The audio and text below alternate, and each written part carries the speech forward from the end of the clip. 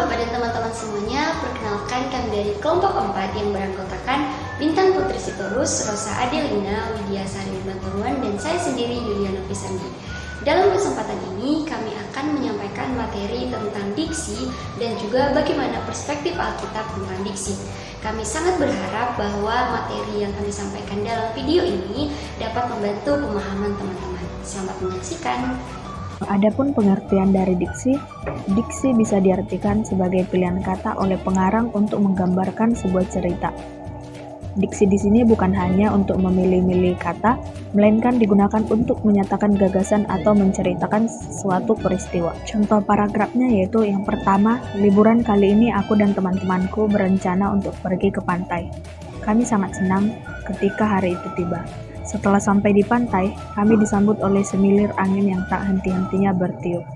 Ombak yang berkejar-kejaran juga seolah tak mau kalah untuk menyambut kedatangan kami. Kami menghabiskan waktu sepanjang hari di sana. Kami pulang dengan hati gembira. Yang kedua yaitu, hari ini aku pergi ke pantai bersama teman-temanku. Udara di sana sangat sejuk. Kami bermain bola air hingga tidak terasa hari sudah sore. Kami pun pulang dengan senang hati.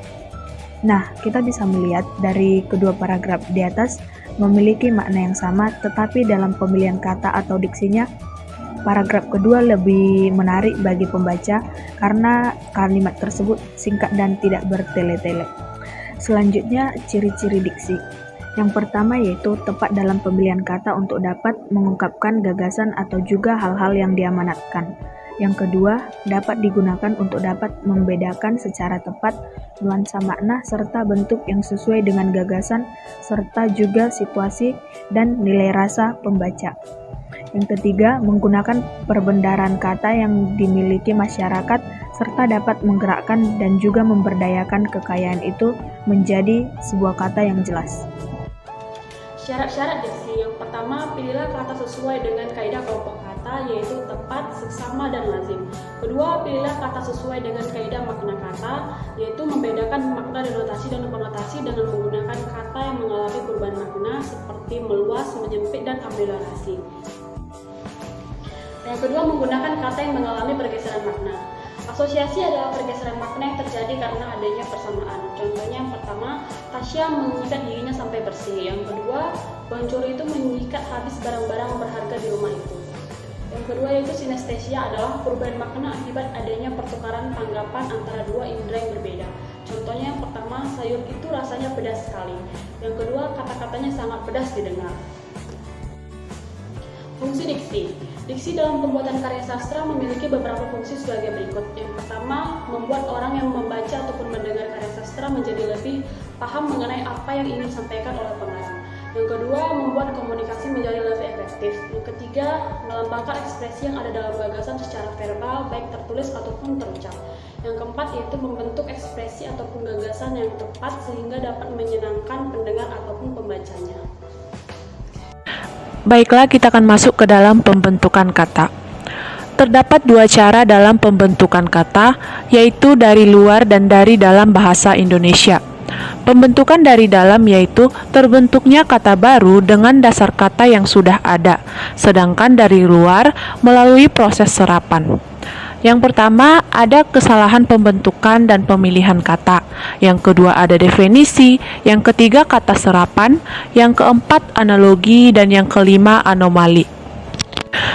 Baiklah, kita akan masuk ke dalam yang pertama, yaitu kesalahan pembentukan dan pemilihan kata.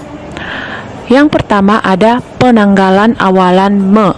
Contohnya, Amerika Serikat luncurkan pesawat bolak-balik Kolombia. Kalimat ini adalah kalimat yang salah. Yang benar adalah Amerika Serikat meluncurkan pesawat bolak-balik Kolombia. Yang kedua, bunyi S, K, P, dan T yang T tidak luluh. Contohnya, semua warga negara harus mentaati peraturan yang berlaku.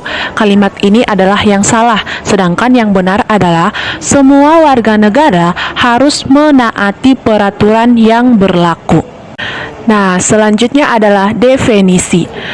Definisi adalah suatu pernyataan yang menerangkan pengertian suatu hal atau konsep istilah tertentu.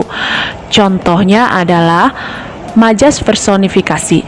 Majas personifikasi adalah kiasan yang menggambarkan binatang, tumbuhan, dan benda-benda mati seakan hidup selayaknya manusia, seolah punya maksud, sifat, perasaan, dan kegiatan seperti manusia. Selanjutnya adalah kata serapan. Kata serapan adalah kata yang diadopsi dari bahasa asing yang sesuai dengan ejaan yang disempurnakan. Contohnya adalah tetapi dari bahasa Sanskerta tatapi. Yang kedua, mungkin dari bahasa Arab mumkinun. Dan yang ketiga, meski dari bahasa Portugis maski. Yang selanjutnya adalah analogi. Analogi adalah persamaan antar bentuk yang menjadi dasar terjadinya bentuk-bentuk yang lain. Yang kedua adalah anomali. Anomali adalah penyimpangan atau keanehan yang terjadi, dengan kata lain tidak seperti biasanya. Kemudian berikut ini adalah beberapa ayat yang mendukung perspektif Alkitab mengenai diksi. Yang pertama dari Kolose 4 ayat yang ke-6. Hendaklah kata-katamu senantiasa penuh kasih, jangan hambar, sehingga kamu tahu bagaimana kamu harus memberi jawab kepada setiap orang. Yang kedua dari Efesus 5 ayat yang ke-6.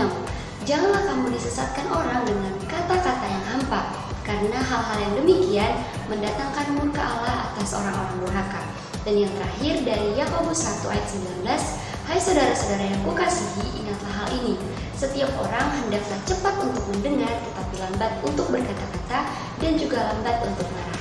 Nah, dari ketiga ayat ini, kita dapat belajar memahami pentingnya pemilihan kata yang tepat dan juga sesuai, agar apa yang kita sampaikan tidak menimbulkan pemahaman yang salah, melainkan dapat dimengerti dengan baik.